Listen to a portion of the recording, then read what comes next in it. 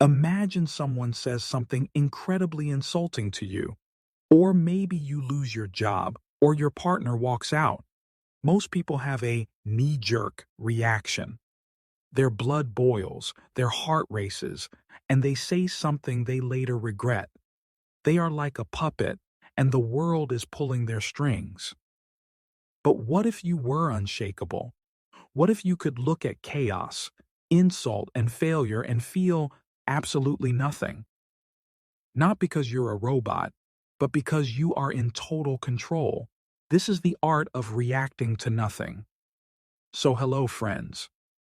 Welcome to the Channel Growth Library, where we distill the world's most powerful ideas into actionable insights. Today, we're breaking down Archer Wells' masterclass on emotional sovereignty. If you're tired of being a slave to your moods and other people's opinions, this is the most important video you'll watch this year. Now let's start Chapter 1. The Illusion of Control. Wells starts with a hard truth. Most of us spend 9% of our energy trying to control things we simply can't. We try to control the weather, the traffic, and most importantly, what other people think of us. Emotional suffering comes from the gap between reality and our expectations. Think of a man stuck in a massive traffic jam. He's screaming, honking, and ruining his own day. Does the traffic move faster? No. He is reacting to a reality he cannot change. Lesson: stop treating every external event as a personal attack. Takeaway: ask yourself, is this in my control? If the answer is no, reacting is a waste of your life force. Chapter 2. The space between stimulus and response. This is the meat of the book. Wells references the famous psychological principle. Between what happens to you, the stimulus, and how you act, the response, there is a space. In that tiny space lies your freedom. High-value individuals have a wide space. Low-value individuals have no space. They just react instantly. Example: someone leaves a hate comment on your social media. The reaction. You get angry, type a long paragraph back, and feel stressed for 2 hours. The non-reaction.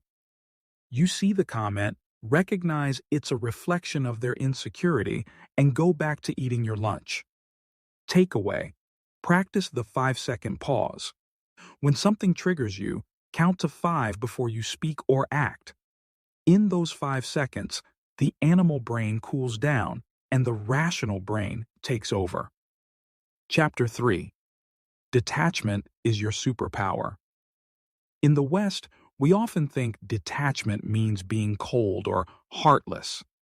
Wells argues it's actually the highest form of self-love. Detachment isn't about not caring. It's about not letting the outcome define your worth. Story.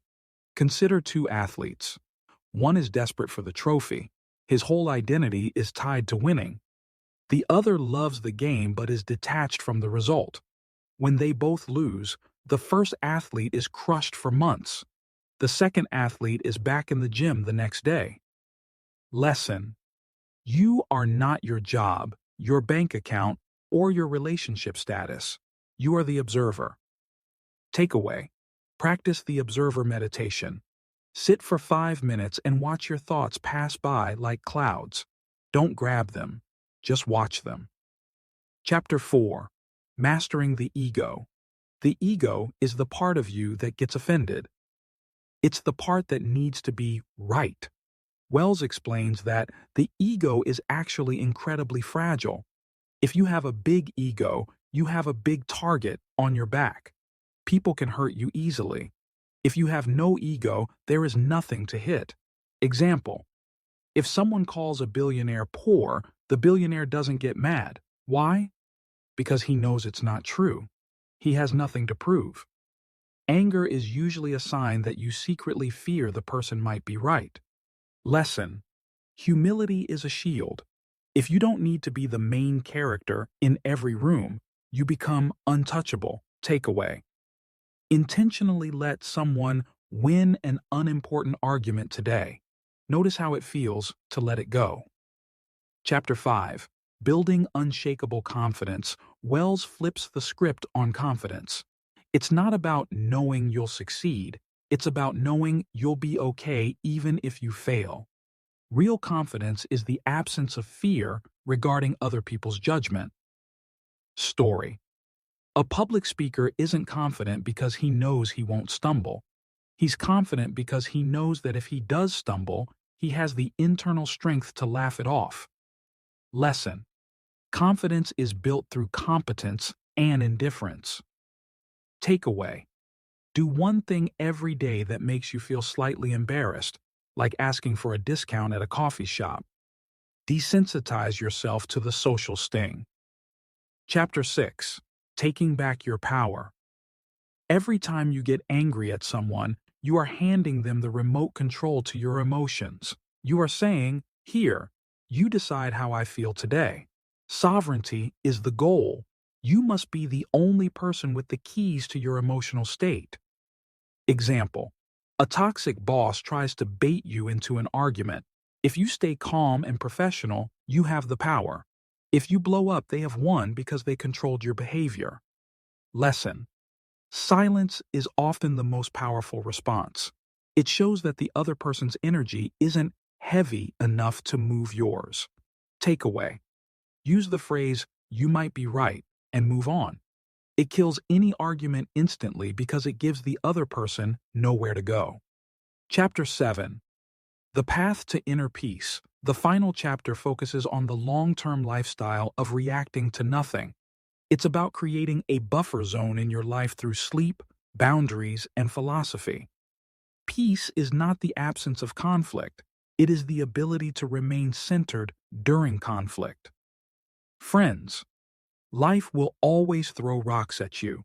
You can either be a glass window that shatters or a deep lake where the rock just sinks to the bottom, leaving the surface calm.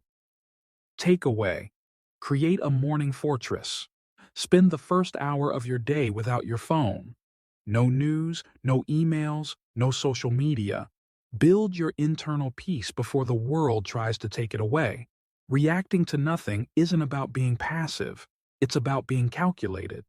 It's about choosing where to spend your energy rather than letting it be stolen by every passing annoyance. When you master your emotions, you master your life. Friends, if you found this summary helpful, hit that subscribe button and leave a comment below.